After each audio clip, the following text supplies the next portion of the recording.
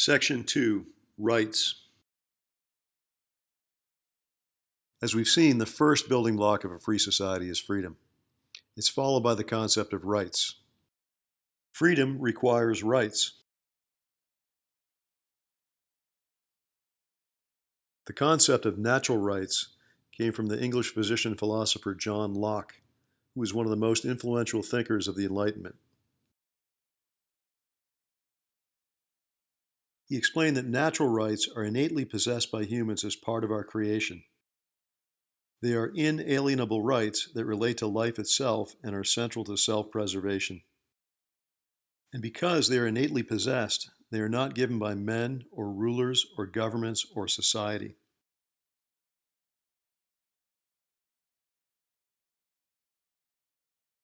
Ayn Rand was a Russian-American writer and philosopher.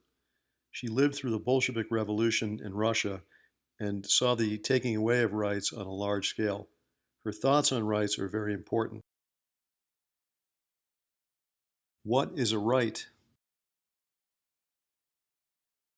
A right is a moral principle defining and sanctioning a man's freedom of action in a social context. For instance, if you were alone on a desert island, you would enjoy freedom, but you wouldn't necessarily require rights. Only if you made your way back to society among others would you need rights to sanction your freedom. Among our natural rights is the individual right to life. The fundamental right is a man's right to his own life. Life is a process of self-sustaining and self-generated action. The right to life means the right to engage in self-sustaining and self-generated action, which means the freedom to take all actions required by the nature of a rational being for the support, furtherance, the fulfillment, and enjoyment of his own life. The individual right to liberty. It is the freedom of action without physical compulsion, coercion, or interference by other men.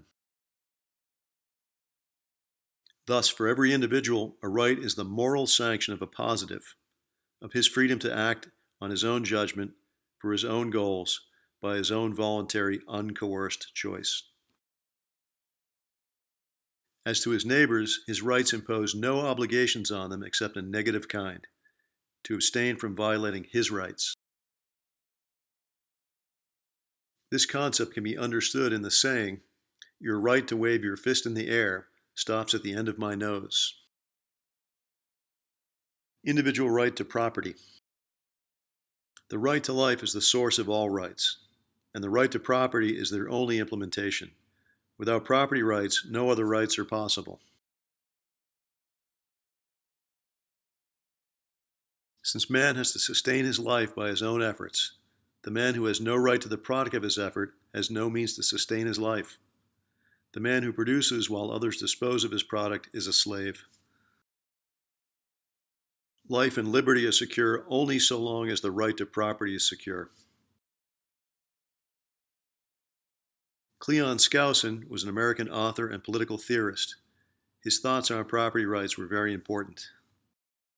It is obvious that if there were no such thing as ownership in property, which means legally protected exclusiveness, there would be no extensive development of the resources of the earth.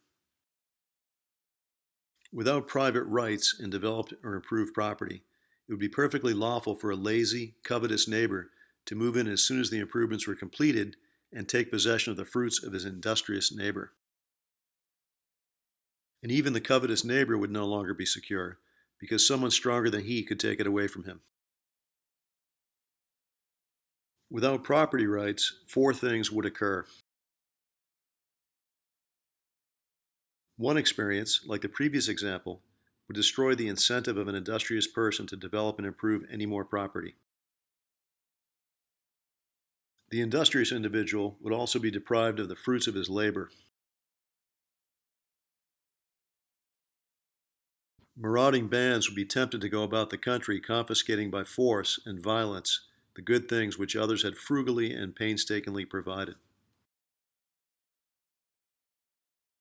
Mankind would be impelled to remain on a bare subsistence level of hand-to-mouth survival because the accumulation of anything would invite attack. The right to life, freedom, and property are bound together as to be essentially one right. To give a man his life but deny him his liberty is to take away from him all that makes his life worth living. To give him liberty but to take from him his property, which is the fruit and badge of his liberty, is to still leave him a slave. Justice George Sutherland, U.S. Supreme Court. A fundamental purpose of government is to protect the right to private property. The Bill of Rights consists of 10 amendments that, like the Constitution itself and the Declaration of Independence before it, are grounded by natural law. These amendments are designed to protect individual freedoms that our founders considered natural rights, but feared that the new federal government might ignore. The Bill of Rights includes freedom of religion, freedom of speech, freedom of press, freedom to assemble, the right to bear arms, the right to privacy, the protection from illegal search and seizure, and the right to due process.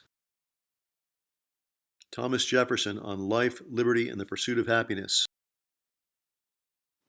Happiness, the right of each individual to use his abilities as he sees fit, guided by his own values, discretion, and responsibility, to make those choices that will allow him to freely pursue those ends that are dear to him, enabling him to fully enjoy the deep satisfactions derived from their pursuit and attainment.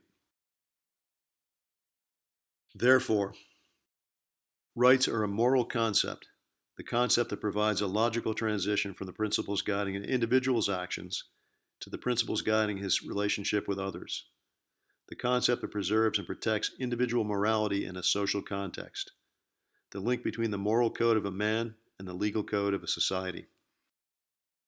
Individual rights are the means of subordinating society to moral law.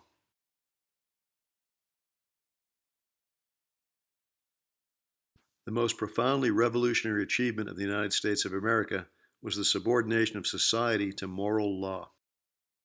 The principle of a man's individual natural rights represented the extension of morality into the social system. Limitation on the power of the state was man's protection against the brute force of the collective. The United States was the first moral society in history.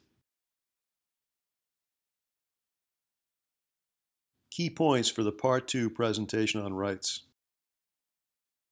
Inalienable rights relate to life itself and are central to self-preservation. They are not given by men or rulers or governments or society. They are innately possessed by humans as part of our creation. Life and liberty are secure so long as the right to property is secure.